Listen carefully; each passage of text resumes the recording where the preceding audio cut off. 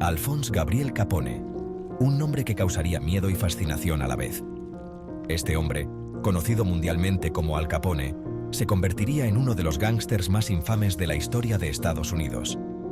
Nacido en 1899 en Brooklyn, Nueva York, Capone creció en un barrio humilde lleno de inmigrantes. Sus padres, Gabriele y Teresa Capone, eran inmigrantes italianos que llegaron a Estados Unidos en busca de una vida mejor. Su familia, como tantas otras, buscaba una vida mejor en un nuevo país.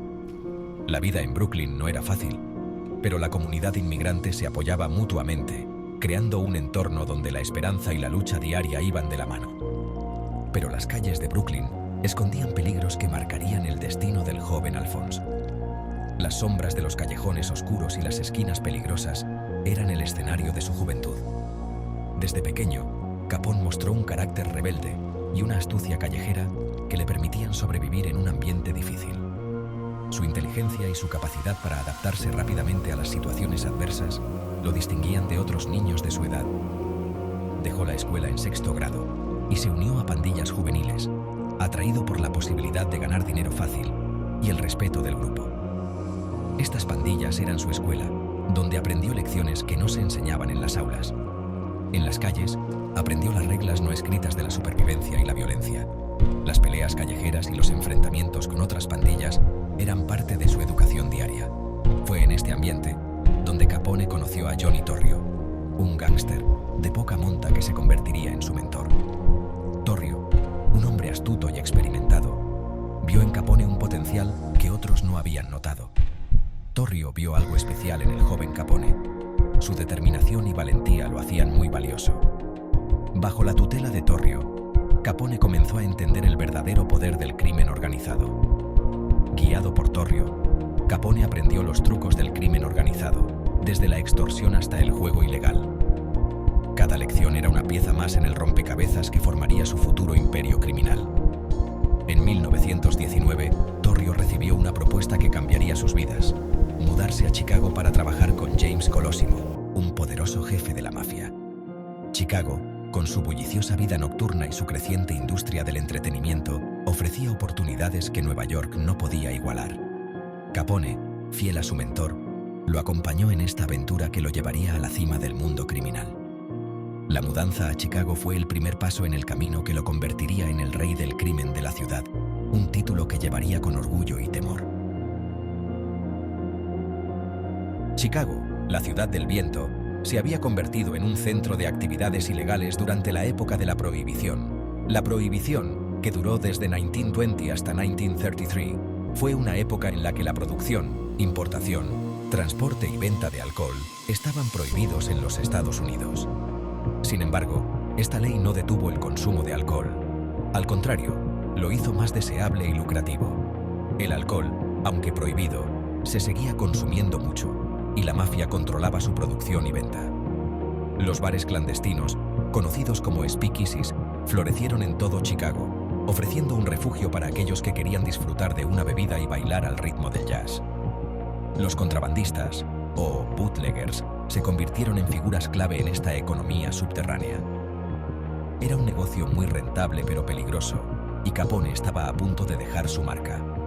Al Capone, un joven ambicioso de Brooklyn, vio una oportunidad en el caos de la Prohibición. Con su astucia y falta de escrúpulos, estaba decidido a ascender en las filas del crimen organizado. Al principio, Capone se mantuvo en un segundo plano, aprendiendo los entresijos del negocio del alcohol ilegal y adquiriendo experiencia en el uso de la violencia para eliminar a la competencia. Observaba y aprendía de los veteranos del crimen, absorbiendo cada detalle sobre cómo manejar operaciones ilegales y cómo manipular a las personas para su beneficio. Su ascenso en la organización fue increíblemente rápido. En poco tiempo, Capone pasó de ser un simple matón a convertirse en una figura clave dentro de la organización criminal. Su habilidad para combinar la brutalidad con la estrategia lo hizo indispensable para sus superiores. En 1925, después de la muerte de Colosimo en un ajuste de cuentas, donde se sospecha que Torrio y Capone estuvieron involucrados, Torrio tomó el control del imperio criminal, con Capone como su mano derecha. La muerte de Colosimo fue un punto de inflexión, y Torrio vio en Capone a un aliado confiable y capaz. Capone, con su mente fría y calculadora, entendió rápidamente cómo funcionaba todo. Sabía que la violencia era solo una parte del juego. La verdadera clave del poder residía en la influencia y la corrupción. Capone comenzó a tejer una red de contactos que incluía a políticos, policías y jueces, asegurándose de que su imperio criminal pudiera operar con impunidad. No solo eliminaba a sus rivales a tiros, sino que también usaba la corrupción y la intimidación para asegurarse la lealtad de políticos, policías y jueces. Su capacidad para manipular a las autoridades le permitió expandir su imperio sin demasiada interferencia. La corrupción se convirtió en una herramienta tan importante como las armas en su arsenal. Su imperio criminal se extendía por toda la ciudad, controlando casinos, prostíbulos, bares clandestinos y una red de distribución de alcohol ilegal que llegaba a varios estados. Capone no solo se limitó a Chicago, su influencia se extendió a otras ciudades, creando una red de operaciones que generaba millones de dólares. El joven de Brooklyn se había convertido en Al Capone, el amo y señor de Chicago. Su nombre era sinónimo de poder y peligro. La gente lo temía y lo respetaba, y su reputación crecía con cada golpe exitoso y cada rival eliminado. Su nombre infundía miedo y respeto, y su fortuna crecía al mismo ritmo que su leyenda. Los periódicos de la época estaban llenos de historias sobre sus hazañas, y aunque muchos lo veían como un villano, otros lo consideraban un héroe por desafiar la prohibición.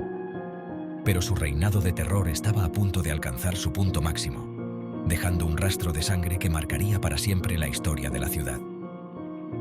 La violencia y el caos que Capone desató en Chicago no solo definieron su legado, sino que también cambiaron para siempre la percepción pública del crimen organizado en Estados Unidos. A medida que el poder de Capone se fortalecía, también lo hacía su crueldad. Su influencia se extendía como una sombra oscura sobre la ciudad de Chicago, y con cada paso que daba, el miedo se apoderaba de sus rivales y de los ciudadanos comunes. Las calles de Chicago se transformaron en un campo de batalla donde las balas volaban a plena luz del día. Los enfrentamientos entre bandas rivales se convirtieron en un espectáculo cotidiano, y la violencia se infiltraba en cada rincón de la ciudad. Rivales, traidores, cualquiera que se interpusiera en el camino de Capone o sus negocios, era eliminado sin piedad.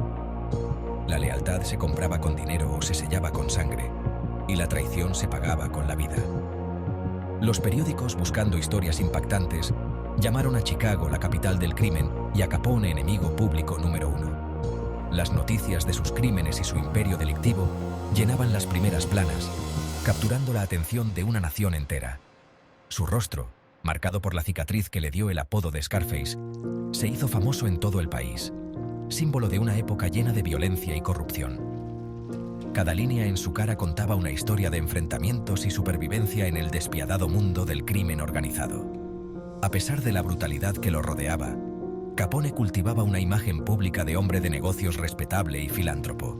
Asistía a eventos públicos, estrechaba manos y se presentaba como un benefactor de la comunidad. Hacía donaciones a organizaciones benéficas, repartía comida entre los necesitados durante la Gran Depresión y se mostraba amable con la prensa. Su generosidad aparente le ganaba el favor de muchos, quienes veían en él a un salvador en tiempos difíciles. Esta dualidad entre el criminal despiadado y el benefactor público solo aumentó su leyenda. La gente se preguntaba cómo un hombre podía ser tan cruel y al mismo tiempo tan generoso. Pero la máscara de respetabilidad no podía ocultar la verdad para siempre. Las autoridades comenzaron a investigar más a fondo sus actividades y la presión sobre Capone aumentaba día a día. La violencia se había desatado y ni siquiera la gente común estaba a salvo. Los ciudadanos vivían con el temor constante de ser atrapados en el fuego cruzado de las guerras de bandas. La masacre del día de San Valentín de 1929, un acto de una brutalidad inimaginable, cambiaría para siempre la percepción pública de Al Capone y pondría en marcha la maquinaria de la justicia que finalmente lo llevaría a su caída. Este evento, donde 7 miembros de una banda rival fueron asesinados a sangre fría, mostró al mundo la verdadera cara de Capone y selló su destino como el criminal más infame de su tiempo. El 14 de febrero de 1929, la ciudad de Chicago amaneció con la noticia de una masacre. 7 hombres, miembros de la banda rival de Bugs Moran, habían sido brutalmente asesinados a tiros en un garaje del barrio de Lincoln Park. Los asesinos, disfrazados de policías, habían engañado a sus víctimas y las habían acribillado a balazos con metralletas. La escena del crimen era horrible. Cuerpos llenos de balas, sangre por todas partes y un silencio sepulcral que contrastaba con el ruido de los disparos que aún resonaba en la memoria de los vecinos. Aunque nunca se pudo demostrar que Capone estuviera detrás de la masacre del día de San Valentín, la gente lo señaló como el autor intelectual. La brutalidad del acto conmocionó al país y la presión sobre las autoridades para acabar con el reinado de terror de Capone se hizo insoportable. El presidente Hoover exigió resultados y el gobierno federal inició una investigación a gran escala. El agente Elliot Ness y su equipo de agentes honestos, conocidos como los Intocables, fueron asignados al caso con la misión de encontrar pruebas para encarcelar a Capone.